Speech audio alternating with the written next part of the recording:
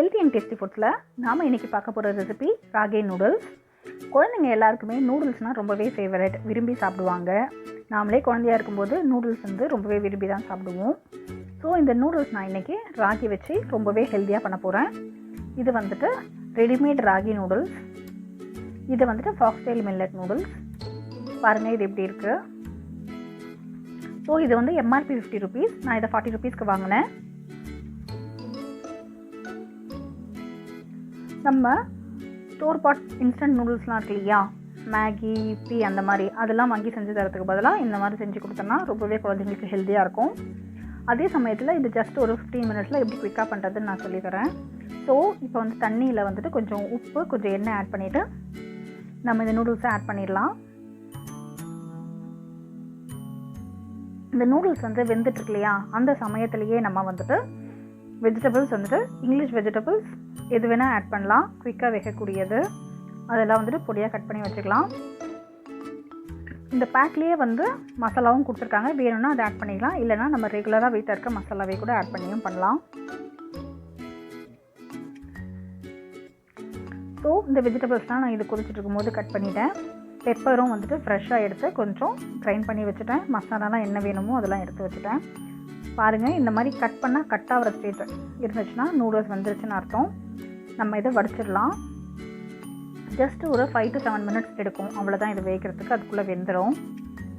இது ரொம்ப குழைவாக இருக்காது, கொஞ்சம் நல்லா நம்ம கடிக்கிற மாதிரி தான் இருக்கும் இந்த நூடுல்ஸு. ரொம்ப குழைய விடக்கூடாது. ஸோ இதில் ஜஸ்ட் இப்படி டாஸ் பண்ணி விட்டிங்கன்னா அது ஒன்றோட ஒன்று ஒட்டாமல் இருக்கும். ஸோ இப்போ நம்ம நூடுல்ஸை சாட்டே பண்ணி எடுத்துடலாம். ஸோ இப்போ 2 to 3 spoon நான் ஆயில் ஆட் பண்ணியிருக்கேன். ஆயில் சூடாயிடுச்சு. நம்ம கட் பண்ணி வச்சுருக்க வெஜிடபிள்ஸ்லாம் இதில் ஆட் பண்ணிக்கலாம். கேரட்டு, பீன்ஸு, குடமிளகா, கார்னு குடமிளகா, கார்ன் இன்றைக்கி நான் ஆட் பண்ணியிருக்கேன். நீங்கள் கேரட், பீன்ஸு, கேபேஜ், உங்களுக்கு என்னெல்லாம் இங்கிலீஷ் வெஜிடபிள்ஸ் இருக்கோ, குழந்தைங்க வெஜிடபிள்ஸே பிடிக்காத குழந்தைங்களா இருந்தால் கூட நூடுல்ஸ்க்கு நடுவில் வந்துச்சுன்னா சாப்பிட்ருவாங்க. ஸோ இதெல்லாம் ஹை ஃப்ளேமில் வச்சு நம்ம சாட்டே பண்ணிக்கணும். கொஞ்சம் சுகர் ஆட் பண்ணிக்கிறேன், கொஞ்சம் சால்ட்டு. ஸோ அந்த சால்ட் அண்ட் சுகர் இந்த வெஜிடபிள்ஸில் நல்லா இறங்கும்.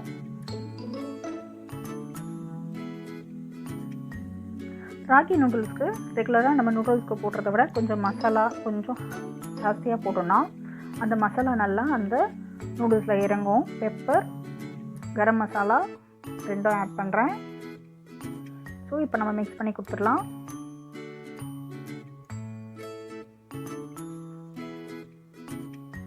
க்ரீன் சில்லிஸ் நீங்கள் வேணும்னா ஆட் பண்ணிக்கலாம். சால்ட்டு நம்ம ஸ்டார்டிங்லேயே கொஞ்சம் ஆட் பண்ணோம், பேலன்ஸு சால்ட் இப்போ நான் ஆட் பண்ணிக்கிறேன்.